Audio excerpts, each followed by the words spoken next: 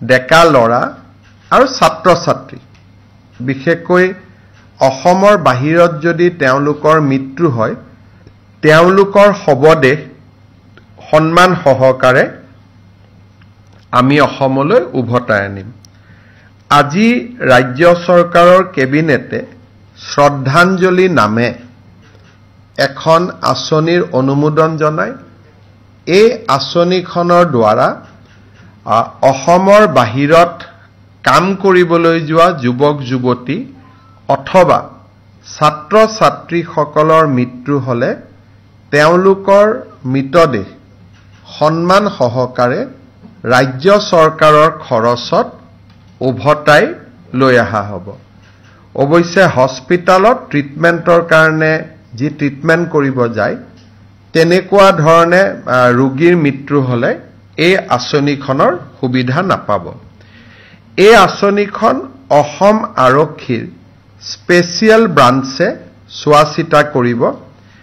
এই বছৰ আমি আঁচনিখন নোহোৱাকৈ প্ৰায় 15টা এনেকে মৃত শৰীৰ অসমলৈ উভতাই আনিছিলোঁ, কিন্তু এতিয়া 112 নম্বৰত গাৰ্জেনে ফোন কৰি দিলে SBয়ে ডিটেইলছ গ্ৰহণ কৰিব আৰু স্পেচিয়েল ব্ৰাঞ্চৰ এজন DIGৰ এই দায়িত্ব থাকিব। তেওঁ মৃতদেহটো সন্মান সহকাৰে উভতাই লৈ অহাৰ বাবে কাম কৰিব।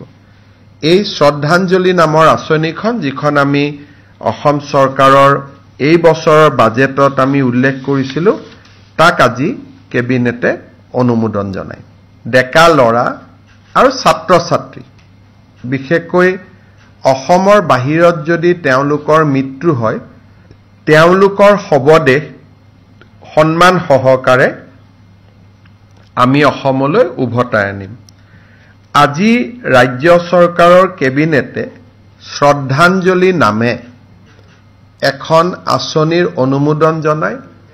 এই আঁচনিখনৰ দ্বাৰা অসমৰ বাহিৰত কাম কৰিবলৈ যোৱা যুৱক যুৱতী অথবা ছাত্ৰ ছাত্ৰীসকলৰ মৃত্যু হ'লে তেওঁলোকৰ মৃতদেহ সন্মান সহকাৰে ৰাজ্য চৰকাৰৰ খৰচত উভতাই লৈ অহা হ'ব।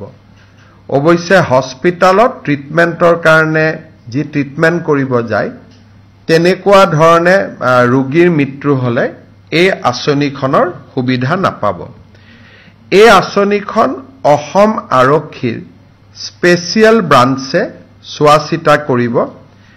এই বছৰ আমি আঁচনিখন নোহোৱাকৈ প্ৰায় 15টা এনেকে মৃত শৰীৰ অসমলৈ উভতাই আনিছিলোঁ, কিন্তু এতিয়া 112 নম্বৰত গাৰ্জেনে ফোন কৰি দিলে SBয়ে ডিটেইলছ গ্ৰহণ কৰিব আৰু স্পেচিয়েল ব্ৰাঞ্চৰ এজন DIGৰ এই দায়িত্ব থাকিব।